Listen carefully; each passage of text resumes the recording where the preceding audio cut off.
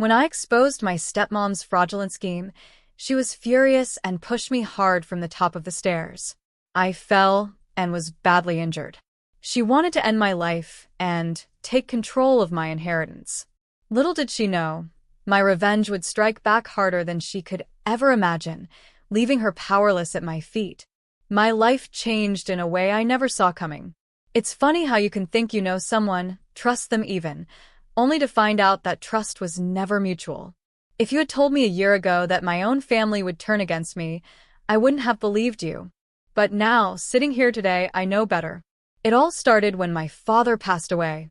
Richard Carter, successful, respected, larger than life.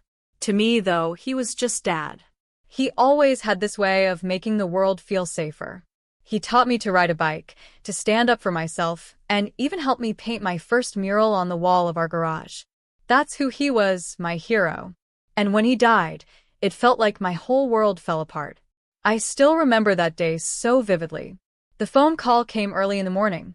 I was sipping my coffee, sketching out ideas for a new project, when I heard Sophia's voice crack on the other end of the line. She didn't even need to say it. I could hear it in her tone. My dad was gone. A heart attack, they said. Sudden and unexpected. The shock of it didn't hit me all at once. It crept in slowly, like a fog settling over my mind. A week later, we gathered at the Carter estate in Chicago for the funeral. Our family home felt so different without him, empty, like a shell of what it used to be. People came and went, offering condolences, but all I could focus on was how everything seemed to be slipping through my fingers. My stepmother, Vera, was hosting the reception, playing the role of the grieving widow. She looked elegant, as always, dressed in black, with her perfectly manicured hands gripping a glass of wine. But something about her felt off. Detached, maybe? Or maybe it was just me, reading too much into things in my grief. I tried to be civil with Vera. After all, she had been a part of our lives for over a decade. She married my dad when I was 15, and while we never had the warmest relationship, we got along well enough. Or so I thought. It was a few days after the funeral when things started to feel strange. Vera called me into my father's office to discuss some paperwork. I didn't think much of it at first.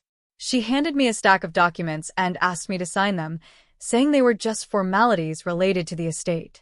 Her voice was calm, but her smile didn't quite reach her eyes. "Chloe, darling, we need to get this sorted out quickly. It's what your father would have wanted," she said, tapping the papers with one of her blood-red nails. I hesitated. "What are these exactly?" "Oh, nothing complicated. Just transferring some assets. You don't need to read through all the legal jargon. Just sign here, here, and here." Her tone was smooth, almost too smooth. That's when my gut told me something was wrong. My dad always told me to trust my instincts, so I decided to stall. "I'll need some time to look these over," I said, trying to sound casual. Her expression shifted ever so slightly, a flicker of annoyance crossing her face before she regained her composure. "Of course, take your time," she said, but I could feel the tension in her voice. That night, I couldn't sleep. Something about the whole situation gnawed at me. Why was she so eager for me to sign those papers? And why didn't she explain what they were for? The next morning, I called Peter Hughes, an old family friend and my dad's retired lawyer. Peter had known my father for years and was someone I trusted completely. When Peter arrived at the estate later that day, he had a sealed envelope with him. "Your father asked me to give this to you if anything ever happened to him," he explained, handing it over. My hands trembled as I opened it. Inside was a letter, written in my father's unmistakable handwriting. "Chloe, if you're reading this, it means I'm no longer here. I need you to know something important. The estate and everything tied to it rightfully belong to you. Your mother set up a trust before she passed, ensuring you would always be taken care of. I've kept this arrangement in place, but I suspect Vera may try to challenge it. Be cautious, my darling. Trust Peter and trust yourself. I know you'll do what's right. Love always, Dad." The words hit me like a punch to the gut. My father knew. He knew Vera couldn't be trusted. I looked up at Peter, who nodded solemnly. "Your father was a smart man. He wanted to make sure you were protected." I spent the rest of the day trying to process everything. Vera wasn't just pushing me to sign papers. She was trying to take what wasn't hers. The thought of it made my blood boil. I couldn't let her get away with it. But I also knew I needed to be careful. Vera was cunning, and if my father's letter was any indication, she was already plotting something bigger. That night, I confided in Sophia, my best friend since college. Over the years, Sophia had become more like a sister to me. She was a journalist, sharp and relentless when it came to uncovering the truth. If anyone could help me figure out what Vera was up to, it was her. I knew there was something off about that woman, Sophia said after I showed her the letter. Don't worry, Chloe. We'll get to the bottom of this. As I sat there with Sophia, a mix of fear and determination swirling inside me, I realized this was just the beginning. My father had trusted me to protect his legacy, and I wasn't about to let him down. Little did I know, the fight ahead would test me in ways I never imagined. The days that followed were some of the most unsettling of my life. After reading my father's letter, I couldn't shake the feeling that Vera was always watching me, waiting for me to let my guard down. The Carter estate no longer felt like my home. It felt like a battleground.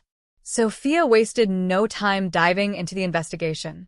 Chloe, if what your dad said in that letter is true, Vera might already be taking steps to cover her tracks. We need to find proof, anything that shows what she's been up to, she told me over coffee at my kitchen table.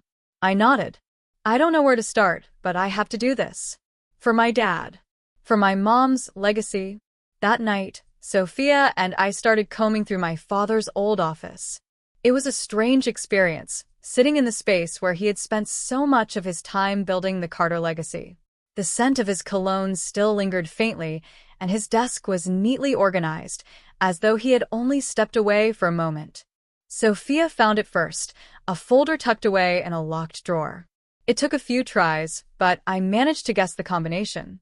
Inside were copies of financial statements, legal documents, and handwritten notes. One note stood out. Trust, sole beneficiary. Chloe. It was dated a few months before my father passed. My heart ached as I imagined him meticulously preparing everything to protect me. This is it, Sophia said, holding up the document. This proves you're the rightful heir. I let out a shaky breath. It's a start. But it doesn't explain what Vera's been up to. We didn't have to wait long to find out. 2 days later, Peter called me. Chloe, I've been going over some of the estate records, and there are irregularities, transfers, and withdrawals that don't make sense. Some of the assets seem to have been liquidated, but the money isn't accounted for. What does that mean? I asked, though I already had an idea. It means someone is tampering with the estate. My guess? Vera. My stomach churned. How do we prove it? Keep looking for anything unusual, emails, transactions, anything that might connect her to these irregularities. And be careful, Chloe. If Vera suspects you know, she could become dangerous. Dangerous. The word stuck with me. Vera had always been calculating, but I'd never thought of her as someone who would hurt me. At least, not physically. But the more I uncovered, the more I realized how far she might go to get what she wanted. One evening, I was alone in the estate, flipping through old security footage from the house's surveillance system. Most of it was uneventful, staff going about their duties, Vera hosting her endless string of social events. But then, I found something that made my blood run cold. In the footage, Vera was in my father's office, rifling through his desk. This was days after his death. She pulled out a document, glanced at it, and smiled, a cold, satisfied smile that sent a chill down my spine. Then she handed it to someone just out of the frame. I rewound the footage and froze it. The man was tall, wearing a dark suit. I didn't recognize him, but Sophia did. That's Ronald Pierce, she said when I showed her the still image the next morning. He's a notorious lawyer, shady as they come. He's been involved in cases of fraud and forgery before, but nothing's ever stuck. This can't be a coincidence. It wasn't. As Sophia dug deeper, she found a trail linking Pierce to Vera. He had been helping her siphon money from the estate into offshore accounts. Vera wasn't just trying to take the estate, she was dismantling it piece by piece. I confronted her that night. It was reckless, I know that now, but I was angry and scared. She was in the sitting room, sipping her usual glass of red wine, when I walked in. "We need to talk," I said, my voice trembling. Vera looked up at me with a raised eyebrow. "About what, dears?" "I know what you've been doing," I said, holding up a folder of documents Sophia had helped me compile. The embezzlement, the forged signatures, the fake sales. "I have proof." For a moment, she looked surprised. Then she laughed, a soft, cruel sound. "Chloe, you've been busy, haven't you? But let me give you some advice. Proof means nothing if you don't have the power to back it up." Her words shook me more than I wanted to admit. But I didn't back down. "You're not going to get away with this," I said, turning to leave. I didn't make it far. As I reached the staircase, I felt her hand grab my arm. "You don't know who you're dealing with," she hissed, her nails digging into my skin. Then, in one swift motion, she shoved me. My body tumbled down the stairs, hitting each step with a sickening thud. I landed in a crumpled heap at the bottom, pain radiating through me. When I opened my eyes, Vera was standing at the top of the stairs, looking down at me with a cold, detached expression. "Stay out of my way," she said before turning and walking away. I don't remember much after that. Sophia found me later and called an ambulance. I was bruised and battered, but alive. And as I lay in that hospital bed, I made a promise to myself. I wasn't going to let Vera win. Whatever it took, I would fight for my father's legacy and for justice. Waking up in that hospital bed was a moment I'll never forget. Every inch of my body ached, and the memories of Vera pushing me down the stairs replayed in my mind like a bad dream. Except it wasn't a dream, it was real. She had made it clear that she wasn't afraid to hurt me to get what she wanted. That was the moment I knew this wasn't just about the estate anymore. It was about survival. Sophia was by my side when I woke up, her face a mixture of relief and anger. "I can't believe she did this to you," she said, gripping my hand tightly. "Chloe, this has gone too far. We need to go to the police." I wanted to. Every fiber of my being wanted to see Vera in handcuffs. But I also knew it wasn't that simple.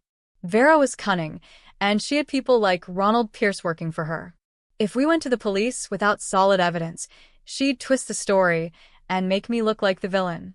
I needed something undeniable, something that would leave her with no way out. That's when I remembered the security cameras. "Sophia, the house has surveillance cameras," I said, my voice hoarse. "There might be footage of what happened." She nodded immediately. "I'll get Peter to help. You focus on recovering." Over the next few days, as I healed, Sophia and Peter worked tirelessly to gather everything we needed. Peter pulled strings to access financial records, while Sophia combed through hours of security footage. They were relentless, and their determination kept me going. I couldn't have done any of this without them. Finally, a breakthrough came. Sophia walked into my hospital room one afternoon, holding a laptop. "You're going to want to see this," she said, setting it down on the tray table in front of me.